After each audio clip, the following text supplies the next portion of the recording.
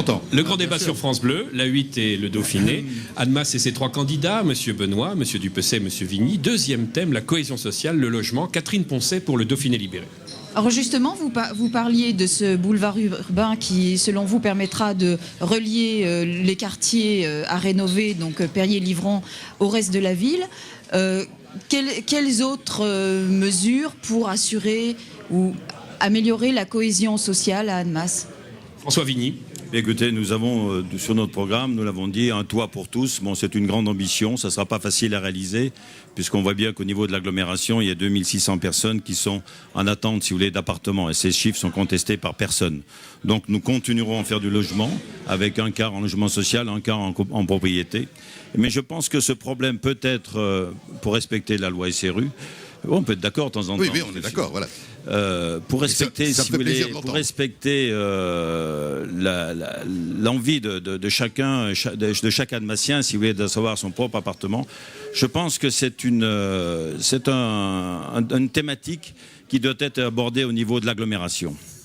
Il faudrait analyser les besoins actuels, les besoins futurs. Ensuite, adapter, si vous voulez, nos PLU en fonction de ces besoins. Et chaque village, chaque commune doit aussi prendre sa part de logements sociaux, ce qui n'est pas le cas aujourd'hui. Si on peut avoir des réponses courtes, parce que ce serait bien qu'on parle de l'économie, l'emploi et les relations avec Genève. Sinon, on va passer tout le débat, effectivement, sur le logement. Même si le logement est un thème essentiel, oui, je crois que M. Vigny, et je suis très content de l'entendre, vient de réinventer le PLH, le plan local de l'habitat, en disant que tout le monde devait participer au logement social. C'est une des réussites de l'intercommunalité dans les 6 ans qui viennent de s'écouler. C'est vrai que Annemasse a fait un gros effort. Nous avons construit 413 logements financés sur les 4 dernières années, c'est-à-dire une centaine par an. L'agglomération en a construit 850, donc il y a là une volonté marquée. Nous jouons une carte essentielle dans la ville, et c'est peut-être le point fondamental, c'est que dans chaque construction, dans chaque investissement immobilier, il y a 10 à 20% de logement social.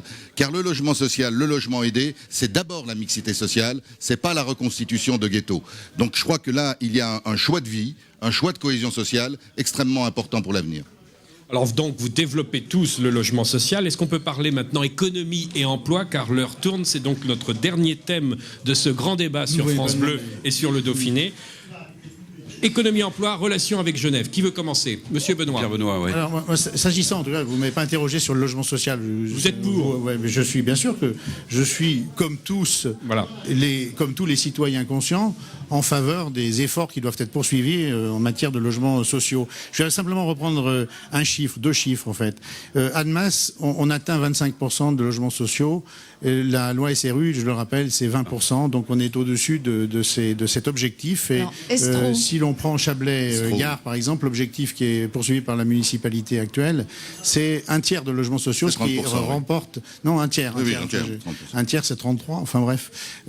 C'est un effort encore plus important. Et se pose ici le problème. Alors je veux dire, je pose le problème, mais j'indique qu'il faut rechercher toutes les solutions, et je crois qu'il y en a quelques-unes. Se pose le problème de la répartition, en fait, des logements sociaux. Répartition qui, aujourd'hui, est une répartition un peu schizophrénique. On a d'un côté un quartier avec 70% de logements sociaux, c'est le quartier du Perrier, puis de l'autre côté, on a des efforts qui doivent être poursuivis à hauteur de 10-20%. Donc vous, sur les souhaitez efforts, répartir. Moi, je pense qu'il faut répartir, 1, à l'intérieur de la ville, 2, à l'intérieur de l'agglomération, et puis 3, surtout, et puis là, on aborde la question genevoise, et 3, surtout, à l'intérieur de la grande communauté d'agglomération qu'est Genève. Parce que là, nous avons des déséquilibres qui sont absolument manifestes. Alors justement, Annemasse, c'est quoi, Jean-Pierre Benoît? C'est une ville frontalière, c'est une ville qui vit avec simplement Genève? Parce que c'est intéressant, quand on parle de logement, c'est logé pourquoi? Simplement pour que les gens aillent travailler ailleurs? Ça, c'est la question fondamentale que vous posez. D'abord, Annemasse est une ville formidable, parce qu'elle a une chance extraordinaire, c'est une chance historique. On est à côté, c'est quand même pas toutes les villes françaises qui sont dans cette situation, on est à côté d'une métropole qui n'est pas une métropole régionale, mais une métropole internationale, et qui génère une activité qui est elle-même liée à la planète entière. Donc, nous sommes ici au cœur, on va dire, d'une conurbation qui est d'une extrême importance stratégique. On est d'accord, on peut dire Annemasse attire parce que Genève est là. Mais Annemasse attire parce que Genève est là, et ça se ressent bien évidemment sur tous les plans, y compris la poussée et la formidable pression sur le logement. La question justement avec Genève, avec les 450 000 habitants du canton de Genève, c'est de dire qui va où. Et là, nous sommes dans une situation de déséquilibre qui est une situation à laquelle il faut absolument porter des remèdes. Il faudra le faire par la coopération internationale. D'ailleurs, là, les élus ont devant eux une chance extraordinaire de développer de nouveaux instruments, de nouvelles institutions transfrontalières. Et ça sera un défi parce que ça ne va pas être facile. Pour répondre à la question qui est posée du déséquilibre, il faut, à un moment ou à un autre, trouver des centres de décision qui soient transfrontaliers et qui soient bien évidemment intercommunaux. Déjà, il y en a plein. Alors, il en existe, je suis d'accord avec vous, il en existe tellement que je mets au défi quiconque de se repérer à l'intérieur des sigles. Ce qu'il y a de sûr maintenant, c'est que depuis le 5 décembre 2007, une convention a été signée.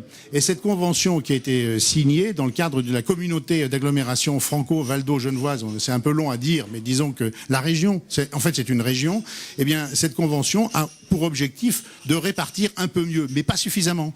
Parce que je veux simplement citer un petit chiffre. Ouais, François Vigny après, oui.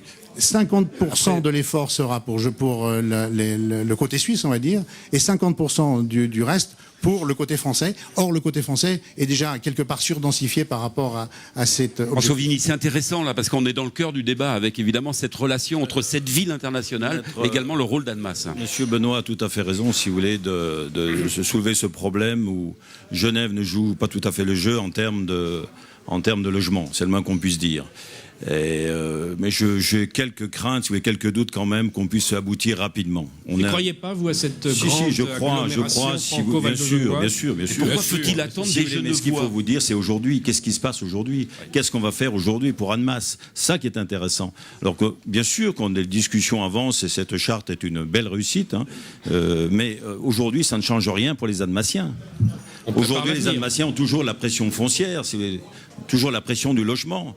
Moi, j'ai assisté à une conférence il y a 4 ans à Archamps, organisée par la MED. Rien n'est changé aujourd'hui. Et quand vous savez le délai qu'il vous faut, si vous voulez, pour que les terrains soient rendus constructibles dans la Genève et sa périphérie, c'est entre 10 et 15 ans. Vous voyez qu'on ne sommes pas prêts demain d'avancer dans ce domaine du logement. Sauf que ce serait bien que les Annemassiens